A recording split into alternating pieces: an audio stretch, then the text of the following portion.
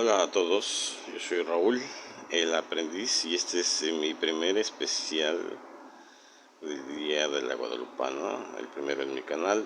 Hoy es 12 de diciembre de 2024, entonces es mi primer especial. Voy a presentar un documento de investigación bibliográfica sobre el tema de la Virgen de Guadalupe. Este documento lo voy a compartir en la descripción del video en PDF de manera gratuita, ¿sí? Entonces voy a comenzar con el sonido de la trompeta tocando la guadalupana. Mientras dejo la cámara mirando el documento que voy a presentar hoy.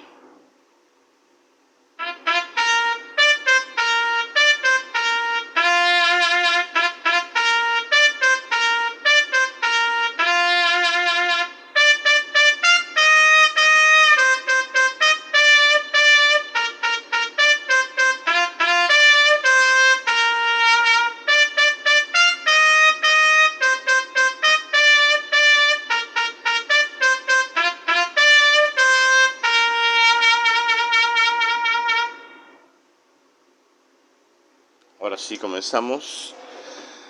Voy a leer parte del documento, no lo voy a leer completo, si no sería un video muy largo.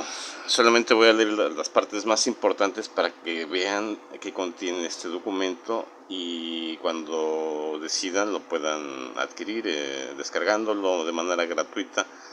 Dejo el link en la descripción del video. Entonces comienza diciendo: la Virgen de Guadalupe es un elemento que se encuentra presente en la identidad de México. Es un ícono que traspasa la religión y se sitúa en diferentes ámbitos de la vida del mexicano. Se encuentra presente en la vida cotidiana de un país que es rico en tradiciones, mitos y costumbres. Ya que estamos hablando de un tema que además es de ser polémico, pertenece a la historia de México colonial y actual, lo mejor será empezar por la historia de la misma aparición, la cual proviene de una información que mandó a hacer el segundo arzobispo Fray Alonso de Montúfar en 1556. Se supone que la Virgen de Guadalupe, esto ya lo estoy añadiendo yo, es de mi parte, se apareció en 1531 y fue hasta 1556 que se mandó a hacer esto que voy a presentarles, que aparece y dice: según esta historia oficial de la iglesia, la Virgen de Guadalupe se apareció al indio Juan Diego el sábado 9 de diciembre de 1531 en las faldas del Cerro del Tepeyac, situado a las afueras de la Ciudad de México, para anunciarle que deseaba que en ese lugar se construyera un templo en su honor, para en él mostrar su amor, su compasión, su auxilio y su defensa a los hombres. Y le pidió que hiciera llegar su mensaje al obispo de México, Juan de Zumárraga. Juan Diego cumplió con el encargo de la Virgen, pero el obispo no le creyó. Aquella misma tarde, Juan Diego volvió a pasar por el Tepeyac, le contó a la Virgen lo sucedido y le pidió que enviara a otro mensajero, pero ella insistió en que Juan Diego lo intentara de nuevo al día siguiente. Siguiendo las instrucciones de la Virgen, Juan Diego volvió a presentarse ante el obispo, quien entonces le pidió alguna señal que demostrara que lo que decía era verdad. Ese mismo día, por la tarde, Juan Diego tuvo su tercer encuentro con la Virgen. Al hacerle saber la petición del obispo, la Virgen le pidió que volviera a encontrarla al día siguiente y que entonces le daría la señal que pedía el obispo. Pero al día siguiente, lunes 11, el tío de Juan Diego, Juan Bernardino, enfermó gravemente a causa de la peste, y esto impidió a Juan Diego presentarse ante la Virgen. Esa misma noche empeoró el estado de Juan Bernardino, por lo que Juan Diego tuvo que ir a la Ciudad de México en busca de un sacerdote. Transcurrían las primeras horas del 12 de diciembre cuando en su camino a la ciudad Juan Diego pasó a la altura del Tepeyac. Avergonzado por no haber cumplido la promesa que le había hecho a la Virgen, decidió rodear el cerro para evitar un nuevo encuentro. Sin embargo, la Virgen se apareció a Juan Diego en el llano que se extiende junto al cerro.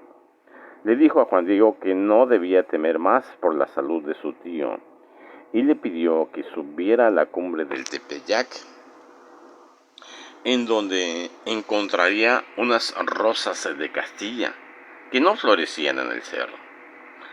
Por cierto, no había en México, esto lo añado yo, me salgo de la lectura, no existían esas flores en México, todavía en esa época.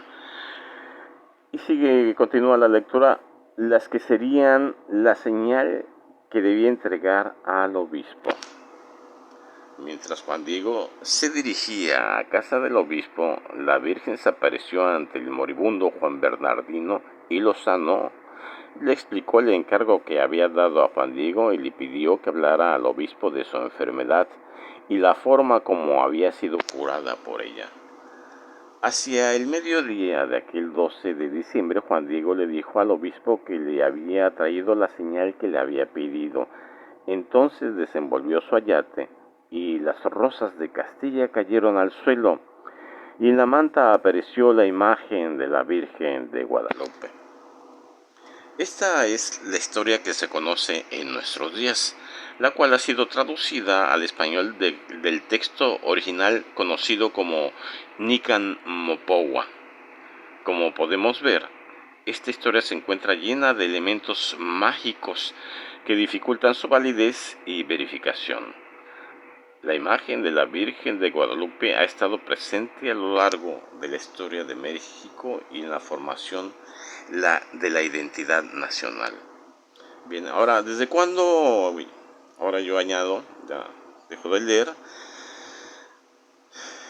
¿Cómo se llama el documento donde aparece la historia de la Virgen que estamos checando, que estamos analizando el día de hoy?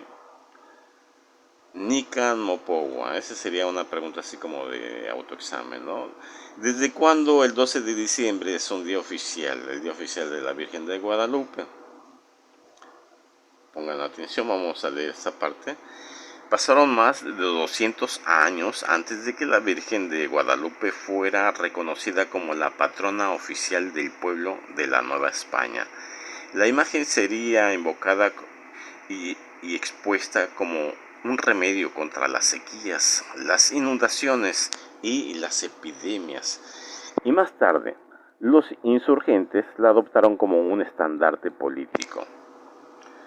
De este modo surgió un símbolo nacional reconocido por la mayoría de habitantes de Nueva España, símbolo que liberó a los criollos de su origen español, los desligó de España y les permitió identificarse con el lugar donde vivían. El 16 de febrero, el ayuntamiento, informado de la plena aprobación y consentimiento del Cabildo Metropolitano, expidió el testimonio del poder que confería y otorgaba a los dos comisarios para promover ante el arzobispo la elección admitida por aclamación, y le presentaron la siguiente consulta con las siguientes sentencias. Este es un documento antiguo, muy importante, entonces voy a comenzar a leerlo, pero no lo voy a leer completo, está un poco en español antiguo. Dice aquí ILMO y XCMO. Son palabras, son abreviaturas que significan ilustrísimo y excelentísimo señor Felipe Cayetano Medina y Sarabia y José Francisco Aguirre y Espinosa, regidores perpetuos de esta nobilísima ciudad. Hasta ahí me detengo. Entonces, aquí queda mi lectura de esto. Vamos a seguir. Este es para que quien lo adquiera este PDF pueda leerlo detenidamente. Todo lo que se dice allí es histórico.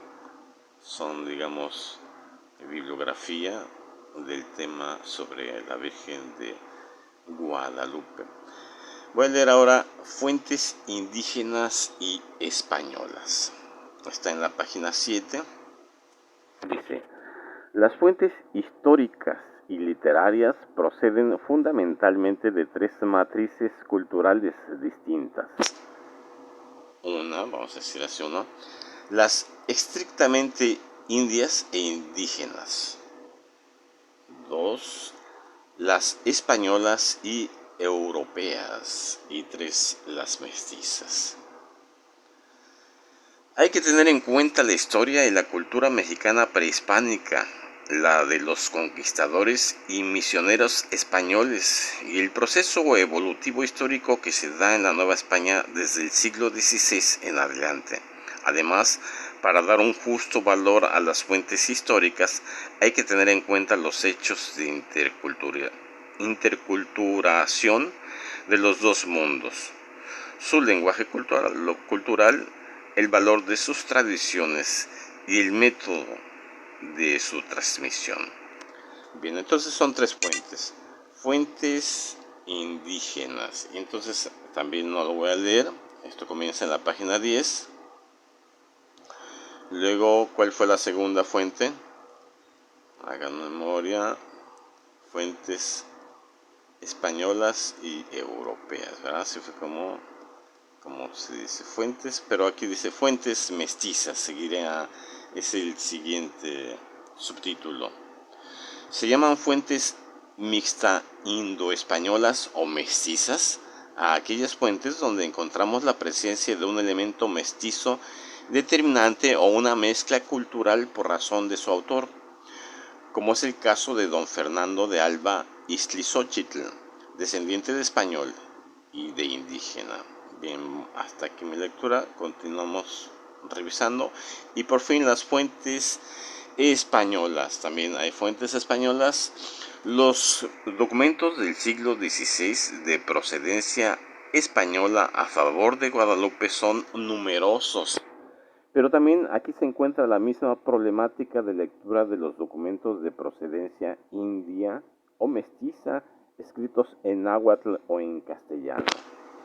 La mayor parte de los documentos presentados en apoyo del acontecimiento guadalupano pertenecen a la segunda parte del siglo XVI. Y vuelvo a preguntar a manera de repaso para los que me hacen el favor de ver mi video. ¿En qué siglo se apareció la Virgen de Guadalupe? En este siglo, ¿verdad? Siglo XVI. Y crecen cada vez más, ¿verdad? Los documentos españoles crecen cada vez más hasta nuestros días. Frecuentemente estos documentos se refieren directa o indirectamente al culto dado a la Virgen de Guadalupe en la capilla a ella dedicada en las faldas del Cerro del Tepeyac, a las afueras de la Ciudad de México. Tales fuentes no siempre se refieren al hecho directo de las apariciones. A veces se trata de documentos circunstanciales en los que se recuerda Guadalupe de paso. Otras veces estos documentos tienen como objeto donaciones o actos de devoción guadalupana, etc. Bien, entonces, para que se interese en este documento, ahí vienen las fuentes españolas y su análisis.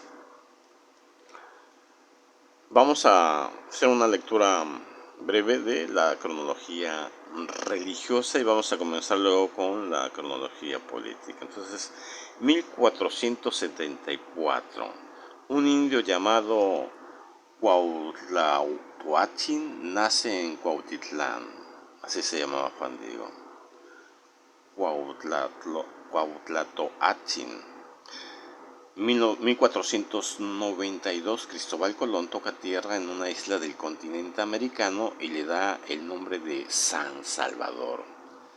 1514, el primer santuario mariano en el Nuevo Mundo es establecido en la ciudad de Higuey, siendo así el primero en ser construido en suelo americano.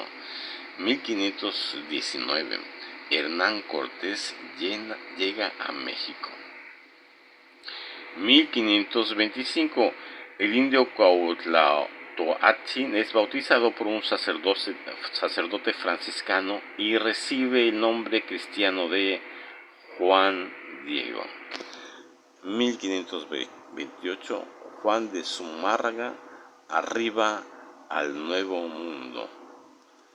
1531, 1531 ocurren las apariciones de la Virgen de Guadalupe a Juan Diego. Hasta aquí mi lectura de la cronología religiosa. Vamos más adelante y vamos a ver ahora cronología política.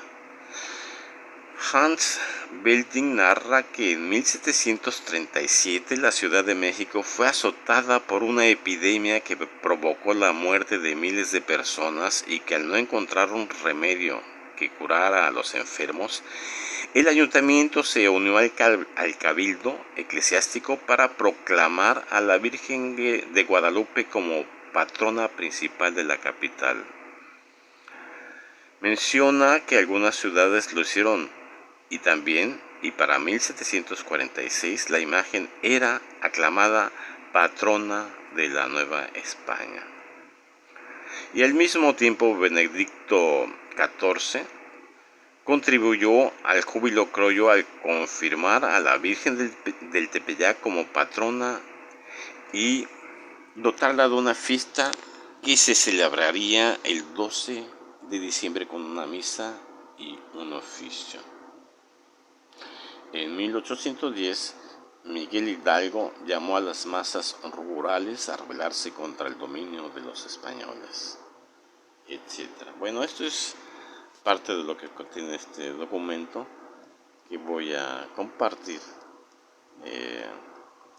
Aquí termina ya. Fue con las fuentes, con la cronología política. Aquí termina. Entonces me voy a permitir nuevamente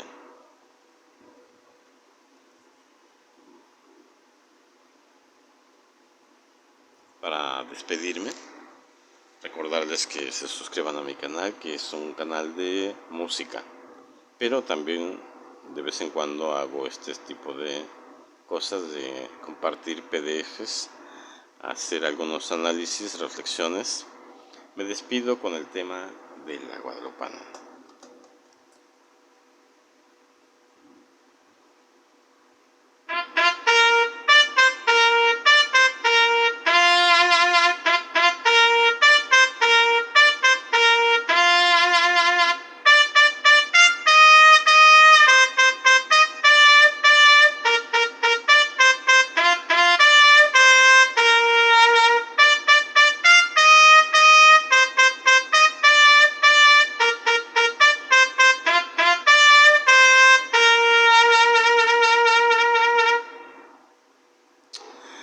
Mi nombre es Raúl y yo soy el aprendiz. Así se llama mi canal, El Aprendiz.